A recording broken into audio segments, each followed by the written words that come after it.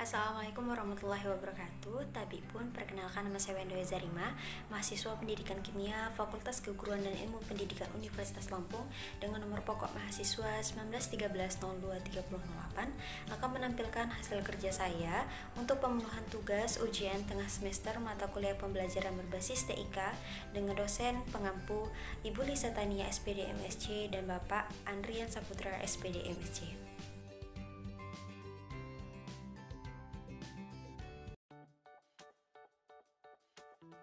Baik, kali ini kita akan mempelajari terkait materi reaksi, reduksi, dan oksidasi. Adapun kompetensi dasar dan indikator pencapaian kompetensi pada materi kali ini yaitu untuk kompetensi dasarnya 3.9 mengidentifikasi reaksi reduksi dan oksidasi menggunakan konsep bilangan oksidasi unsur. KD 4.9 menganalisis beberapa reaksi berdasarkan perubahan bilangan oksidasi yang diperoleh dari data hasil percobaan dan garis miring atau melalui percobaan. Adapun indikator pencapaian kompetensinya, yang pertama, menjelaskan pengertian bilangan oksidasi dan aturan bilangan oksidasi. 2. Menentukan bilangan oksidasi unsur dalam senyawa atau dalam ion. 3. Menentukan suatu reaksi termasuk disproporsionasi atau konproporsionasi. 4. Menentukan spesi yang tereduksi dan teroksidasi, serta oksidator dan reduktor suatu reaksi redoks. Apa sih reduksi itu? Ada yang tahu? Jadi, reaksi dengan oksigen lazimnya dikenal dengan reaksi oksidasi. Sementara reaksi pelepasan oksigen biasanya dikenal dengan reaksi reduksi. Namun, sebenarnya baik reduksi maupun oksidasi merupakan suatu reaksi yang simultan atau bersamaan. Sehingga penamaan yang lebih tepat adalah reaksi reduksi oksidasi atau reaksi redoks.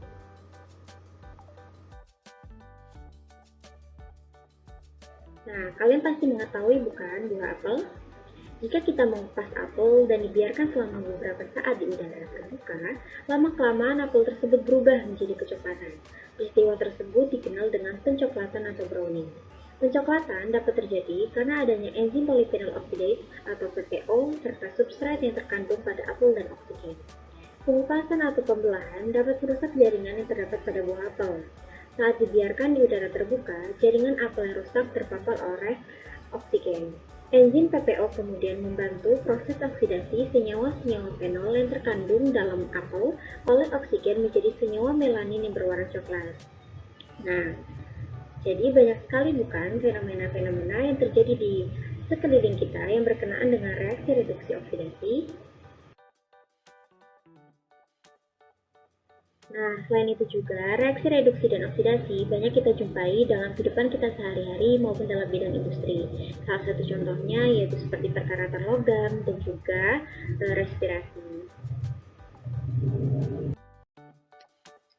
Nah, pengertian reduksi dan oksidasi itu sendiri telah mengalami perkembangan. Pada awalnya, reaksi reduksi oksidasi dikaitkan dengan pengikatan dan pelepasan oksigen. Kemudian dikembangkan menjadi proses serah terima elektron dan perubahan bilangan oksidasi. Nah, perkembangan konsep reduksi dan oksidasi yang pertama yaitu oksidasi reduksi sebagai pengikatan dan pelepasan oksigen. Nah, pada awalnya pengertian reduksi dan oksidasi dikaitkan dengan oksigen, di mana reduksi adalah pelepasan oksigen dan oksidasi adalah pengikatan oksigen. Berikut ini merupakan contoh reduksi dan contoh oksidasi.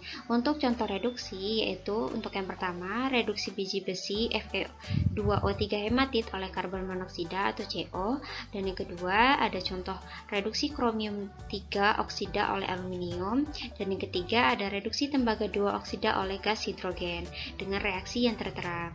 Nah, zat yang menarik oksigen pada reaksi reduksi disebut reduktor. Pada contoh tersebut, reduktor yang digunakan adalah karbon monoksida atau CO, aluminium, dan gas hidrogen. Lalu, reaksi apakah yang terjadi pada reduktor? Reaksi yang terjadi pada reduktor adalah reaksi oksidasi. Selanjutnya, untuk contoh oksidasi yaitu yang pertama ada perkaratan logam, misalnya besi. Yang kedua ada pembakaran gas alam atau metana. Yang ketiga ada oksidasi glukosa dalam tubuh. Dan yang keempat ada oksidasi belerang oleh KClO3 dengan reaksi yang tertera. Nah, sumber oksigen pada reaksi oksidasi disebut oksidator. Pada contoh 1, 2, dan 3 Oksidator yang digunakan adalah udara, sedangkan pada contoh keempat oksidatornya adalah KClO3. Berikut ini merupakan contoh animasi pelepasan dan pengikatan oksigen, di mana reaksinya yaitu 2Mg solid plus O2 gas akan membentuk 2MgO solid. Nah, dalam reaksi ini yang mengalami reaksi reduksi yaitu O2, di mana O2 ini akan melepas gas oksigen. Nah, kemudian Mg akan mengalami reaksi oksidasi karena Mg akan mengikat oksigen yang dilepaskan oleh O2. Nah, konsep yang kedua yaitu konsep oksidasi reduksi sebagai pelepasan dan penerimaan elektron. Sebelumnya kita sudah belajar tentang ikatan kimia. Nah, bahwasanya reaksi antara unsur logam dengan unsur non-logam melibatkan pelepasan dan penerimaan elektron. Mari kita perhatikan dua contoh berikut ini. Contoh yang pertama, reaksi kalsium dengan oksigen. Dan contoh yang kedua, reaksi kalsium dengan belerang. Apakah yang terjadi dalam kedua reaksi tersebut? Nah, menurut konsep oksidasi reduksi terdahulu, reaksi nomor 1 tergolong oksidasi karena merupakan pengikatan oksigen. Tetapi reaksi nomor 2 tidak termasuk oksidasi. Padahal dalam kedua reaksi itu, kalsium mengalami hal yang sama, yaitu melepaskan 2 elektron. Sehingga kelihatannya pengertian oksidasi reduksi yang dikaitkan dengan oksigen terlalu sempit, sehingga dibutuhkanlah definisi oksidasi yang lebih luas. Untuk itu, pengertian oksidasi reduksi kemudian dikaitkan dengan pelepasan dan penerimaan elektron, di mana oksidasi adalah pelepasan elektron dan reduksi adalah penyerapan elektron. Reaksi reduksi atau oksidasi saja itu disebut dengan setengah reaksi. Untuk reaksi kalsium dengan belerang terdiri dari dua setengah reaksi, yaitu untuk reaksi oksidasinya, setengah reaksinya yaitu Ca membentuk Ca2 positif plus 2 elektron. Untuk reduksinya, setengah reaksinya yaitu S plus 2 elektron membentuk S2 negatif, sehingga diperolehlah reaksi reduksi oksidasi dengan Ca plus S membentuk Ca2 positif plus S2 negatif. Nah, pada contoh tersebut, kalsium dioksidasi oleh belerang. Oleh karena itu, belerang merupakan pengoksidasi atau oksidator. Sementara itu, belerang direduksi oleh kalsium. Jadi, kalsium merupakan reduksi atau reduktor. Sehingga dapat dikatakan bahwasanya oksidator itu menyerap elektron dan mengalami reaksi reduksi, dan reduktor itu melepaskan elektron dan mengalami reaksi oksidasi. Mari kita perhatikan kembali reaksi kalsium dengan belerang. Nah, dalam hal ini, kalsium atau Ca akan melepaskan 2 elektronnya, kemudian 2 elektron ini akan diserap oleh belerang. Nah, dalam reaksi ini, Ca membentuk Ca2 positif merupakan reaksi oksidasi. Sementara S menjadi S2 negatif merupakan reaksi reduksi. Sehingga yang berperan sebagai reduktor itu adalah Ca dengan hasil oksidasi Ca2 positif, dan yang berperan sebagai oksidatornya yaitu S membentuk S2 negatif sebagai hasil reduksinya. Nah, reaksi natrium dengan klorin membentuk natrium klorida juga tergolong reaksi redoks. Nah, zat manakah yang terjadi reduktor, oksidator, hasil oksidasi, dan hasil reduksi pada reaksi natrium dengan klorin tersebut? Nah, untuk itu, teman-teman bisa mengusulkannya dan memahaminya kembali. Nah, berikut ini merupakan animasi serah terima elektron, di mana yang sudah seperti kita jelaskan sebelumnya, bahwasanya Ca ini akan melepaskan 2 elektronnya, kemudian belerang akan menyerap 2 elektron yang dilepaskan oleh Ca, sehingga akan membentuk Ca2 positif plus S2 negatif atau menjadi kalsium sulfida. Selanjutnya yaitu konsep yang ketiga, yaitu oksidasi reduksi sebagai pertambahan dan penurunan bilangan oksidasi. Nah, dalam berbagai reaksi redoks yang melibatkan spesies yang kompleks, kadang-kadang tidak mudah untuk menentukan atom mana yang melepaskan elektron dan atom mana yang menyerap elektron. Nah, sebagai contohnya, perhatikan contoh reaksi redoks berikut ini. Nah, apakah kalian dapat segera mengenali unsur mana yang melepaskan elektron atau mengalami oksidasi, dan unsur mana yang menyerap elektron atau mengalami reduksi pada reaksi tersebut? Kerumitan tersebut dapat diatasi dengan mengaitkan pengertian oksidasi dan reduksi dengan perubahan bilangan oksidasi. menyebabkan kenaikan bilangan oksidasi, sedangkan penyerapan elektron menyebabkan penurunan bilangan oksidasi, sehingga dapat dikatakan bahwasanya oksidasi adalah kenaikan bilangan oksidasi dan reduksi adalah penurunan bilangan oksidasi. Mari kita perhatikan kembali reaksi kalsium dengan belerang yang membentuk kalsium sulfida berikut ini. Setelah melepaskan 2 elektron, bilangan oksidasi kalsium naik dari 0 menjadi positif 2. Sementara itu, setelah menyerap 2 elektron, bilangan oksidasi belerang turun dari 0 menjadi negatif 2. Jadi, dalam reaksi itu, kalsium mengalami oksidasi atau kenaikan bilangan oksidasi, sedangkan belerang mengalami reaksi reduksi atau penurunan bilangan oksidasi. Jika dikaitkan dengan perubahan bilangan oksidasi, oksidator dan reduktor, maka dapat dikatakan bahwasannya oksidator itu mengalami penurunan bilangan oksidasi dan reduktor itu mengalami kenaikan bilangan oksidasi. Selanjutnya kita akan membahas terkait konsep bilangan oksidasi, di mana kita akan membahas terkait pengertian bilangan oksidasi dan juga aturan menentukan bilangan oksidasi. Pengertian bilangan oksidasi, pengertiannya yaitu besarnya muatan yang diemban oleh suatu atom dalam suatu senyawa jika semua elektron ikatan didistribusikan kepada unsur yang lebih elektronegatif. Penulisan bilangan oksidasi itu berbeda dengan penulisan muatan ion, di mana bilangan oksidasi dinyatakan dengan menuliskan tanda muatan terlebih dahulu, kemudian baru muatannya. Contohnya positif 3, positif 2, dan positif 1. Sementara itu, muatan ion dinyatakan dengan menulis besarnya muatan terlebih dahulu, kemudian baru jenis muatannya, seperti Mg2 positif, S2 negatif, dan F negatif. Berikut ini merupakan contoh untuk memudahkan dalam memahami konsep bilangan oksidasi. Nah, yang kita bahas yaitu contoh yang pertama, berapakah bilangan oksidasi hidrogen dan oksigen dalam H2O? Nah, berikut ini merupakan rumus Lewis dari H2O. Nah, oleh karena oksigen lebih elektronegatif daripada hidrogen, maka elektron ikatan akan didistribusikan pada atom oksigen. Jadi, bilangan oksidasi O itu sebesar negatif 2, sedangkan hidrogen masing-masing bernilai positif 1 untuk setiap biloxnya.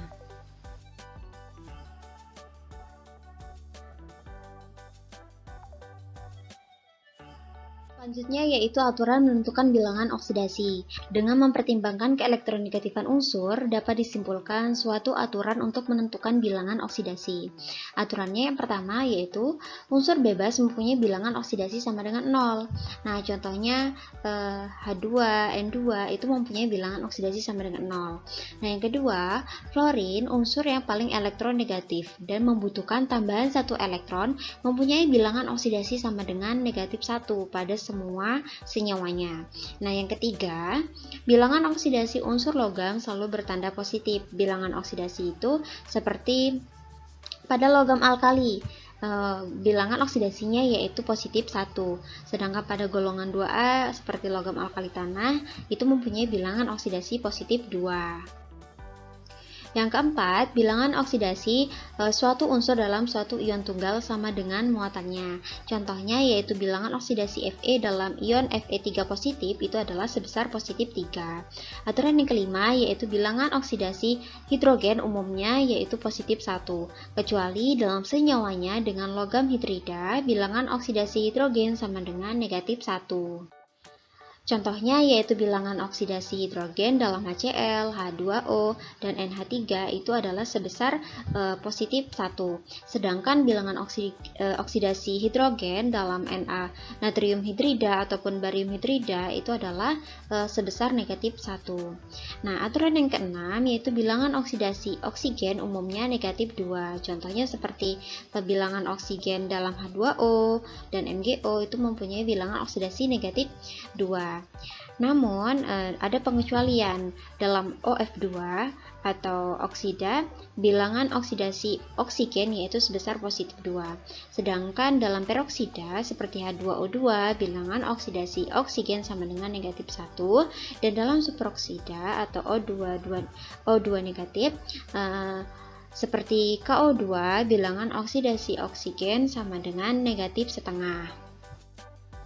Aturan yang ketujuh yaitu jumlah bilangan oksidasi unsur-unsur dalam suatu senyawa. sama dengan 0. Untuk aturan yang ke-8 yaitu ada jumlah bilangan oksidasi unsur-unsur dalam suatu ion poliatom sama dengan muatannya. Berikut ini adalah contoh menentukan oksidator dan reduktor dalam reaksi redoks. Nah, dalam mengerjakan contoh soal seperti ini, langkah pertama yang harus dilakukan yaitu menentukan unsur yang mengalami perubahan bilangan oksidasi. Lalu mengingat kembali bahwasanya reduktor adalah zat yang mengalami oksidasi, sedangkan oksidator adalah zat yang mengalami reduksi. Berikut ini adalah contoh animasi perubahan bilangan oksidasi antara reaksi Cl2 gas plus H2 gas membentuk 2 HCl gas. Selanjutnya yaitu reaksi disproporsionasi dan reaksi konproporsionasi. Untuk reaksi disproporsionasi, reaksi ini adalah reaksi redoks yang oksidator dan reduktornya merupakan zat yang sama. Jadi, sebagian dari zat itu mengalami oksidasi dan sebagian lagi mengalami reduksi. Contohnya, reaksi antara klorin dengan larutan NaOH. Sebagian dari gas Cl2, bilangan oksidasinya sama dengan 0, itu mengalami reduksi menjadi NaCl dengan bilangan oksidasi Cl yaitu negatif 1. Dan sebagian lagi mengalami oksidasi menjadi NaClO dengan bilangan oksidasi Cl positif 1. Selanjutnya yaitu reaksi konproporsionasi, merupakan kebalikan dari reaksi disproporsionasi, yaitu reaksi redoks yang mana hasil reduksi dan oksidasinya adalah sama. Contohnya reaksi antara hidrogen sulfida dengan belerang dioksida yang menghasilkan belerang dan juga air. Nah, pada contoh ini hasil reduksi dan hasil oksidasinya berupa zat yang sama, yaitu belerang. Berikut adalah salah satu contoh animasi reaksi reduksi oksidasi dalam sel Volta. Berikut adalah tabung kimia berisi larutan zinc sulfat dan cuprum sulfat. Larutan ini bersifat elektrolit. Di dalam air, molekul zat terlarut dalam bentuk ion-ionnya yaitu Cu2 positif, Zn2 positif, dan SO4 2 negatif. Ion SO4 2 negatif dapat dikatakan sebagai ion spektator. Untuk sementara, ion ini dapat diabaikan. Lembaran seng dicelupkan ke dalam larutan ZnSO4 dan lembaran tembaga dicelupkan ke dalam larutan CuSO4. Lembaran seng ini tersusun oleh atom Zn, sedangkan lembaran tembaga tersusun oleh atom Cu. Kedua lembaran ini terhubung oleh kabel melalui voltmeter.